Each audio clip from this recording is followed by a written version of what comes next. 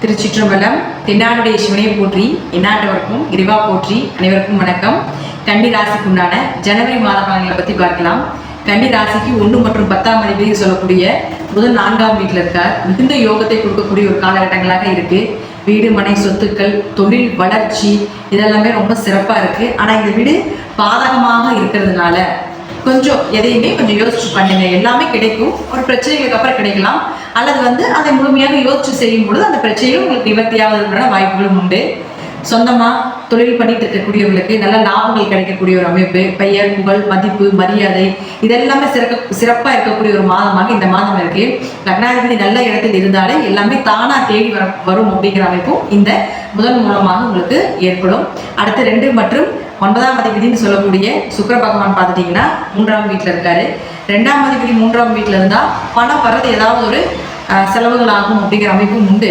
அதே போல் அப்பாவுக்கு ஏதாவது உதவிகள் செய்ய வேண்டிய ஒரு சூழ்நிலையும் ஏற்படுத்தி கொடுப்பார். அதனால இந்த சுக்கிரன் அப்படின்னு சொல்லக்கூடிய பார்த்துட்டிங்கன்னா 18ஆம் தேதி மேலே 4ஆம் வீட்டுக்கு வந்துடுவார். அப்போ 2ஆம் அதிபதி 4ஆம் வீட்டுக்கு வந்தால் உங்களுடைய பணம் எல்லாமே சொத்து சேர்க்கைக்காகவோ, உங்களுடைய ஆரோக்கியத்திற்காகவோ, உங்களுடைய ஃபியூச்சர் பிளானுக்காகவோ சேமிச்சு வைக்கக்கூடிய ஒரு அமைப்பை ஏற்படுத்தி கொடுக்கும். அப்போ அவரே உங்களுக்கு 9ஆம் அதிபதியும் ஆகி 4ஆம் வீட்டில் இருக்கும் பொழுது பூர்வீகம் சார்ந்த சொத்துக்களுக்காக ஒரு சேஃப்டி அமௌண்ட் பண்ணுறது, அல்லது ஏதாவது தீர்த்த யாத்திரை சென்று வரக்கூடிய சூழ்நிலைகள், உயர்கல்வி படிப்புக்கு உண்டான வாய்ப்புகள் இதெல்லாமே ஏற்படுத்தி கொடுப்பார். அடுத்து உங்களுக்கு 3 மற்றும் 8ஆம் அதிபதினு சொல்லக்கூடிய செவ்வாய் பகவான் 3ஆம் வீட்டிலே இருக்கார். 3 குடியர் 3ஆம் வீட்டில் இருந்தால் கடுமையாக முயற்சி செய்து ஜெயிச்சு அதோட வெற்றியை காண்பீங்க அப்படிங்கிறது மாற்றமே இல்லை. சகோதர ஒற்றுமை சிறப்பாக இருக்கும். கம்யூனிகேஷன் லெவல் நிறைய பேருடைய தொடர்புகளும் இந்த மாதம் உங்களுக்கு ஏற்படும் அப்படிங்கிறதுல மாற்றமே இல்லை. அவர்களுக்கு 8ஆம் அதிபதியாகி 3ஆம் வீட்டில் மறையும் பொழுது திடீர் பண வரவு, ஏன்னா கெட்டவன் கெட்டால் கிட்டிடும் ராஜயோகங்கிற மாதிரி திடீர் பண வரவு, திடீர் அதிர்ஷ்டங்கள் இதெல்லாமே கிடைப்பதற்குண்டான வாய்ப்புகளை நிச்சயமாக ஏற்படுத்தி கொடுப்பார். அடுத்து 4 மற்றும் 7ஆம் அதிபதினு சொல்லக்கூடிய குரு பகவான் வக்ரத்தில் தான் வக்ர நிவர்த்தி ஆக போறார். வக்ர நிவர்த்தி ஆன உடனே உங்களுக்கு ஆரோக்கியம் சிறப்பாக இருக்கும்.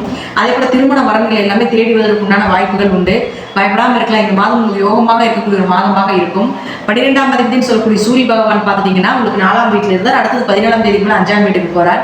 12ஆம் அதிபதி 5ஆம் வீட்டுக்கு போகும்பொழுது நிச்சயமாக குழந்தை சார்ந்த ஏதாவது ஒரு விஷயத்தில் விரைய செலவுகள் செய்யணும் அப்படிங்கிறதுல ஒரு அமைப்பு உண்டு. குடும்பத்தோட சுற்றுலா சென்று வருது, இன்ப சுற்றுலா சென்று வருது, தீர்த்த யாத்திரைகள் போகிறது இதெல்லாமே நிச்சயமாக நடக்கும் அப்படிங்கிற மாற்றமே இல்லை. ஒரு சுப விரயங்கள் அப்படிங்கிறது நிச்சயமாக உங்கள் குடும்பத்தில் உண்டு.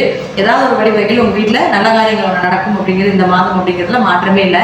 ஜாதகத்தில் உங்கள் தசாபுத்தி நல்லா இருந்தால் நான் சொல்லக்கூடிய கருத்துக்கள் அனைத்தும் நிச்சயமாக நடப்பதற்கான வாய்ப்புகள் உண்டு.